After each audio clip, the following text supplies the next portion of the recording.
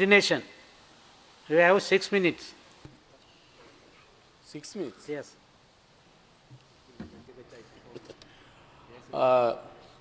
சபைக்கு தலைமை தாங்கிக் கொண்டிருக்கின்ற கௌரவ உறுப்பினர் அவர்களே, இன்றைய தினம் பிராந்திய அபிவிருத்தி தொடர்பான குறைநிரப்பு பிரேரணையில் மிக குறைந்த நேரத்தில் உரையாற்ற வேண்டிய நிர்பந்தத்தில் இருக்கின்றேன்.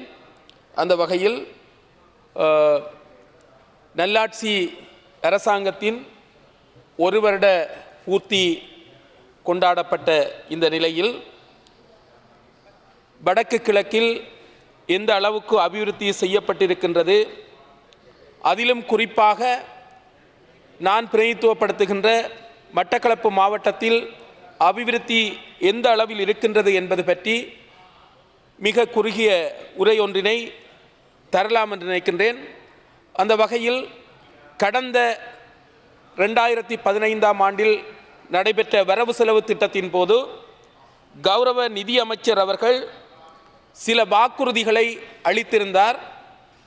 அந்த வாக்குறுதிகளை நான் நினைவுபடுத்த விரும்புகின்றேன். அதாவது கிழக்கு மாகாணத்தை பொறுத்தமட்டில், வடக்கிலும் அப்படித்தான், யுத்தத்திற்கு முற்பட்ட காலத்திலும் யுத்தத்திலும் இயங்கி வந்த தொழிற்சாலைகள் ஒரு பூச்சிய நிலையில் இருக்கின்ற ஒரு நிலைமை.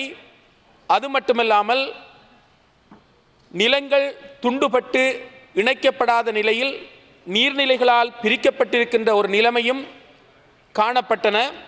இது தொடர்பாக நாங்கள் சில விடயங்களை பிரஸ்தாபித்த போது, வரவு செலவு திட்டத்தின் போது உரையாற்றிய கௌரவ நிதி அமைச்சர் அவர்கள் 4 பாலங்களை அமைத்து தருவதாகவும் 2 தொழிற்சாலைகளை இயங்க வைத்து தருவதாகவும் உத்தரவாதம் அளித்திருந்தார்.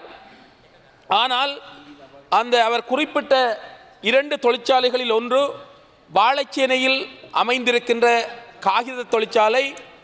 இந்த தொழிற்சாலை நீண்ட காலமாக இயங்கி ஆயிரக்கணக்கான தொழிலாளர்களுக்கு தொழில் வாய்ப்புகளை வழங்கியதோடு மட்டுமல்லாமல் 10,000க்கும் மேற்பட்ட பயனாளிகள் பயனடையக்கூடிய விதத்தில் அந்த தொழிற்சாலை அமைந்திருந்தது.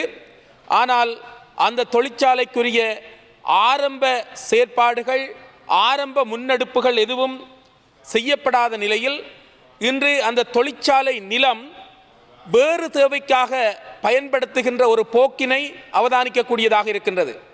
இது அந்த பிரதேசத்து மக்கள் மத்தியில் மிகவும் வேதனையான ஒரு நிகழ்வாக பதிவு செய்யப்பட்டிருக்கின்றது.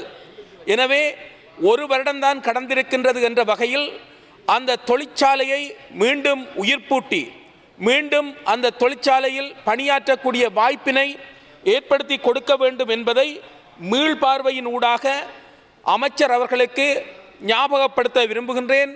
குறிப்பாக கைத்தொழில் வாணிப அமைச்சர் கௌரவ ரிசாட் பதியுதீன் அவர்கள் இந்த விடயத்தில் கூடுதலான கவனம் செலுத்த வேண்டும். இது பற்றி மட்டக்களப்பு மாவட்ட பாராளுமன்ற உறுப்பினர்கள் என்ற வகையில் நாங்கள் மூவரும் சென்று அவரிடம் இது பற்றி கூறியிருந்தோம். ஆனால் ஆரம்ப வேலைகள் கூட ஆரம்பிக்கப்படாத ஒரு நிலையில் காணப்படுவது எங்களுக்கு ஒரு வகையில் வேதனையை அளிக்கின்ற ஒரு சம்பவமாக அமைந்திருக்கின்றது. அது மட்டுமல்லாமல் மண்டூரில் இயங்கி வந்த ஓட்டு தொழிற்சாலை இன்று நிர்மூலமாக்கப்பட்ட நிலையில் ஒரு பூச்சிய படுக்கையில் காணப்படுகின்றது. அதனையும் இயங்க வைத்து தருவதாக உத்தரவாதம் அளிக்கப்பட்டது. அதுவும் அப்படியே இருக்கின்றது. ஆனால் இந்த இடத்தில் நான் கௌரவ அமைச்சர் லக்ஷ்மன் கிரியல் அவர்களை பற்றி நான் உண்மையில் பாராட்ட வேண்டும். அவர் ஒரு முற்போக்கான ஒரு செயல்பாட்டில் ஈடுபட்டிருக்கின்றார். ஆளுங்கட்சி எதிர்க்கட்சி என்ற பேதம் இல்லாமல் வீதிகள் அமைக்கின்ற விடயத்தில் எதிர்க்கட்சியை சேர்ந்த பாராளுமன்ற உறுப்பினர்களுக்கும் 60 மில்லியன் ரூபாய் ஒதுக்கி தந்திருந்தார். இதையும் விட இன்டர்லாக் ரோட் என்ற வகையில் அதற்கும் 5 மில்லியன் ரூபாய் ஒதுக்கி தந்திருந்தார். ஆகவே இவருடைய அந்த முற்போக்கான செயற்பாடு ஆளுங்கட்சி எதிர்க்கட்சி என்ற பேதமில்லாமல் மற்றவர்களுக்கு உதவி செய்கின்ற அந்த மனப்பாங்கினை நான் பாராட்டுகின்றேன். நல்ல விடயங்களை பாராட்டுவதும் அல்லாத விடயங்களை சுட்டி காட்டுவதன் மூலமாக அவற்றை நிறைவேற்றுவதற்குரிய ஒரு வழிவகையினை செய்வதும் எமது கருத்தாக அமைந்திருக்கின்றது. எனவே கௌரவ லக்ஷ்மன் கிரியல் அவர்கள் உண்மையில் எங்களுக்கு வீதி அபிவிருத்தி தொடர்பாகவும் தொழில் வாய்ப்பு தொடர்பாகவும் எங்களது கருத்துகளுக்கு செவிசாய்த்து அவர் ஒரு கௌரவமான முறையில் அணுகி செயற்பட்டமையிட்டு இந்த இடத்தில் பாராட்டுக்களை தெரிவித்துக் கொள்கின்றேன். அதேவேளை பாலம் அமைக்கின்ற விடயத்திலும் கூட இந்த ஆண்டில் ஒரு பாலத்தை அமைத்து தருவதாக அவர் எனக்கு உத்தரவாதம் அளித்து தந்திருக்கின்றார்.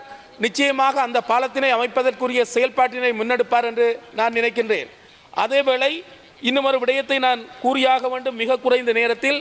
அதாவது கிளிநொச்சியில் ஒரு சந்தை கட்டடம் எரிந்த நிலையில் 120க்கும் மேற்பட்ட கடைகள் தீக்கிரையாக்கப்பட்டிருக்கின்றன.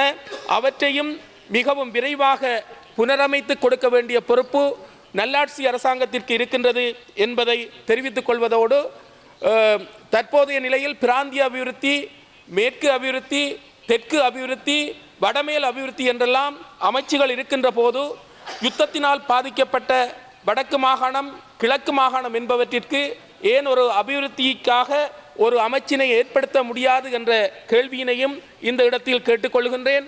அதேவேளை குறிப்பாக எங்களது அபிவிருத்தி பற்றிய விடயத்தில் காணப்படுகின்ற பின்னடைவினை துரிதமாக சீர் செய்து நல்லாட்சி அரசாங்கத்தின் மூலமாக பாதிக்கப்பட்ட மக்களுக்கு தெம்பூட்டுமாறு கூறி அமைகின்றேன். நன்றி.